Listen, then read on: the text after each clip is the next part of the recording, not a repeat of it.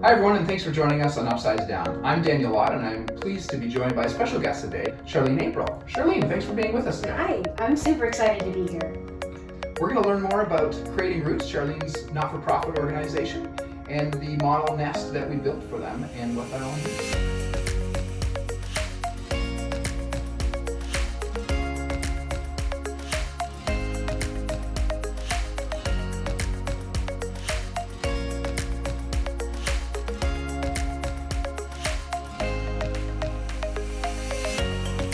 Thanks for coming, Charlene, and this socially distancing interview here works. It's kind of hard to set up in a tiny home, that's for sure, but we're making it work. Yeah. So why don't you tell me and the viewers a little bit more about your background story and why you wanted to start Creating Roots and what that's all about?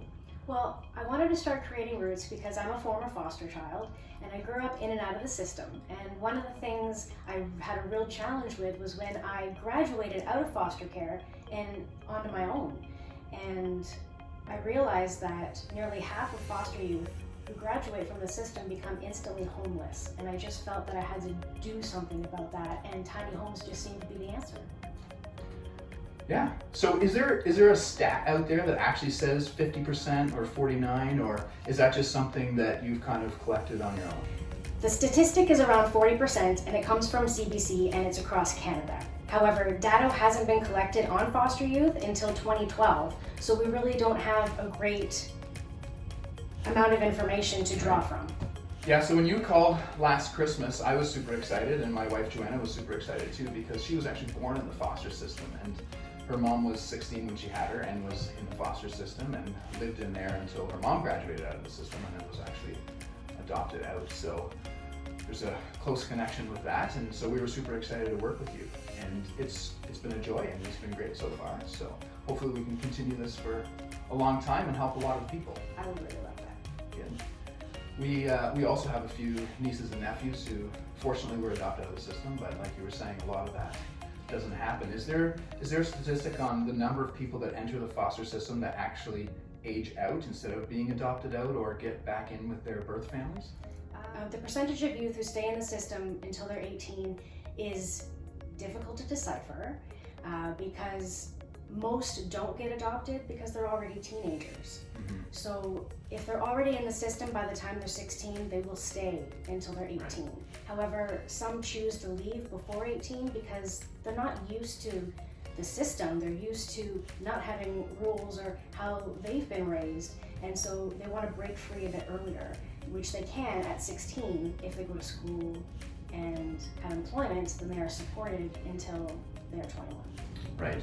Which the whole system on its own is hard, because how many of our kids who stay at their birth family the whole time leave the home at 18, right? So many of them are there till they're 25 or 30 now. So 18 just seems so young, and it's great what you're doing and trying to help these people and give them a home, a nest to grow up in. So what made you call True North Tiny Homes? How did you find out about us and get a hold of us? All right. So I found you through good old Google, and also I had reached out to quite a few different builders in the area, and I was really impressed with the timing of your response, and also your enthusiasm about the project that just spoke to me and made me want to move forward with True North Tiny Homes.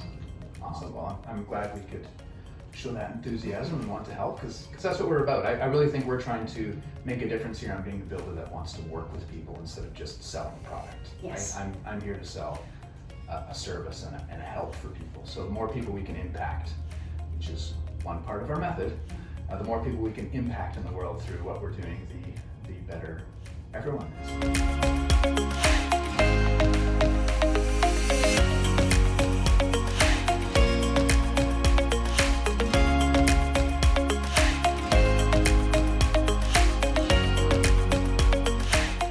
When I'm talking to other people about the nest that we're sitting in right now, I do mention that it was specifically designed for one person, and a lot of people go, oh, that's weird. Can you tell me a bit more behind that decision and why this is meant to be only one person able to live in here? Well, we didn't think that the space would be large enough for 2 foster youth, And what I mean by foster youth is youth who have already been marginalized, have already been stuffed into small spaces or even forgotten about entirely.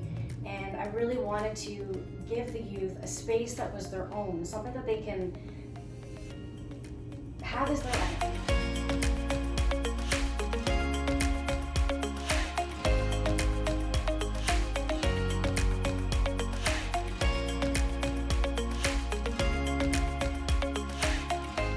Now that the nest is done and you can see it fully functioning, what is your favorite part about it? My favorite part about it is how bright it is. And also it's a little chilly out today, but it doesn't feel like it in here at all. Like it's warmed up with just the three of us sitting here. Yeah, and it's just our body heat because the heater's not actually hooked up. We've got some electricity, but Yeah. no heat yet because there's no water in the in-floor heating lines. So, I love the brightness, the openness, the spaciousness. You walk into the bathroom and you don't really feel like you're in a tiny home bathroom. You feel like you're in like a regular sized bathroom. And I love the colors. I love the design. I think it's great. Awesome. So talking about the colors and the design and what all came out of that, how was your experience working with us and getting this all to come together? I've been a homeowner for 13 years. I have a lot of experience with contractors, and I honestly have to say that from the beginning to the end, this has been the easiest process that I have ever been through when it comes to making my ideas come to life.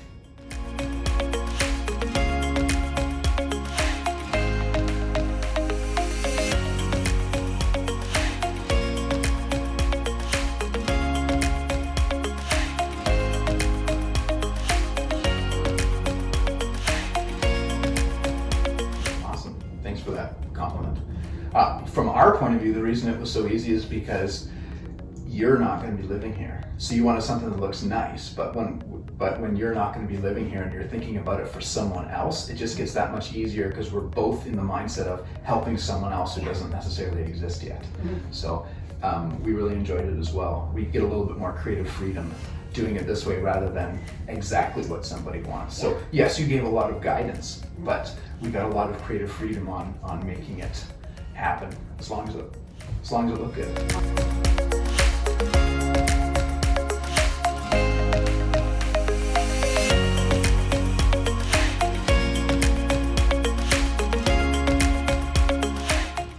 Your grand opening was going to be at the Spring Home Shows, which due to COVID-19 didn't happen. What are the next steps in creating roots from here? Well, next step is I'm looking towards building another model for 2021, and it's going to be just a little different. I'd like to make it just a little more affordable, and I'm really looking forward to moving forward with the project. What's really holding me back, obviously, has been COVID, and also local laws and legislations in different places in Southern Ontario that have really put the brakes on where I'm going to place this. Yeah. So good news is Lincoln in the Niagara Peninsula is scheduled to be putting forth their new bylaws this summer. Even with the COVID-19 shutdown, they're still moving forward with their original timeline. And they're basically allowing a tiny home in every backyard, whether it's in the country or in the city. So there's one more place where we can potentially put lots of these and put foster youth in. And who doesn't want to live a little bit out in the country and in their own tiny home, in their own space? Sounds great. Yeah. And by 2021, hopefully a whole lot of other municipalities will have followed suit for sure.